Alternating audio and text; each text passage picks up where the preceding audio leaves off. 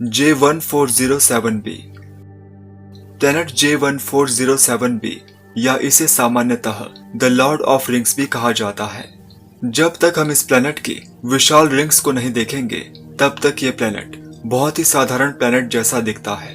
पृथ्वी से सिर्फ 400 प्रकाश वर्ष से अधिक दूर स्थित यह एकमात्र ऐसा प्लैनेट है जिसके रिंग्स शनि ग्रह के समान है, लेकिन इसके रिंग्स शनि ग्रह से लगभग 640 गुना बड़े हैं। यदि ये प्लैनेट सैटर्न प्लैनेट के स्थान पर आ जाए तो ये अंगूठे के आकार का प्लैनेट हमें आसमान में बहुत बड़ा दिखाई देगा। इस प्लैनेट के रिंग्स का मास पृथ्वी के बराबर होने के कारण ये प्लैनेट हमें पृथ्वी के आकाश में स्पष्ट रूप से दिखाई देगा। इस बात की अधिक संभावना है कि इस प्लैनेट के चारों ओर ये रिंग्स एक स्थिर रिंग सिस्टम होने की बजाय ये उपग्रहों के निर्माण की प्रक्रिया में है। Tea garden B. हाल ही में 2019 में खोजा गया यह प्लैनेट अब तक का खोजा गया पृथ्वी से सबसे अधिक मिलता जुलता प्लैनेट है।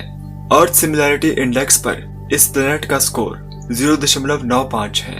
ये इंडेक्स आकार और तापमान जैसी विशेषताओं का उपयोग करता है।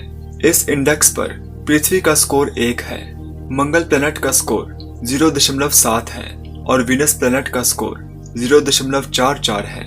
ये प्लैनेट केवल 12.5 प्रकाश वर्ष दूर है, जो कि कॉस्मिक दृष्टि से बहुत कम दूरी पर है। इसका होस्ट स्टार टी गार्डन एक एंशिएंट रेड ड्वार्फ है जो हमारे सूर्य से कई गुना छोटा है। छोटा होने के बावजूद भी ये star tea garden B planet को रहने योग्य बनाने में बहुत सहायक है। इस स्टार के छोटा होने के कारण ही इस प्लैनेट पर हाई रेडिएशन का प्रभाव नहीं है। हम इस प्लैनेट को केवल इस टी गार्डन स्टार की डिमनेस के कारण ही खोज पाए हैं।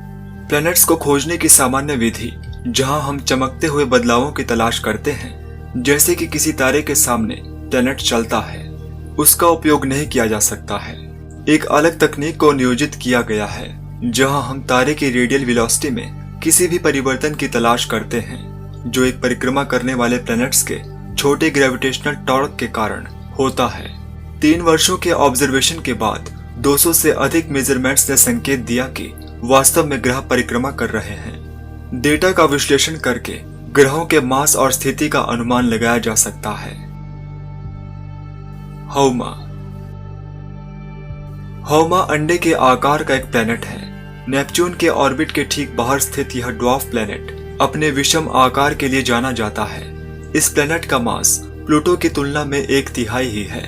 इस प्लैनेट के पास 2 चंद्रमा हैं और एक अंगूठी नुमा रिंग भी है।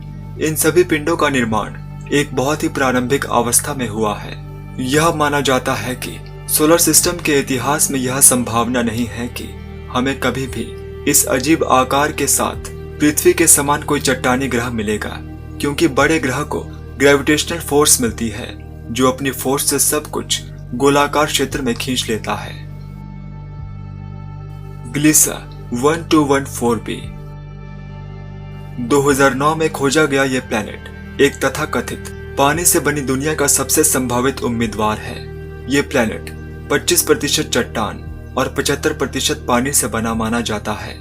यह पृथ्वी की तुलना में बहुत बड़ा है और गहराई पर अलग अलग दबाव के कारण यह पानी भाप, तरल, सुपरफ्लूइड, हाई प्रेशर आइस बन सकता है और यहाँ तक कि औसतन 200 डिग्री सेंटीग्रेड तापमान के साथ प्लाज्मा भी।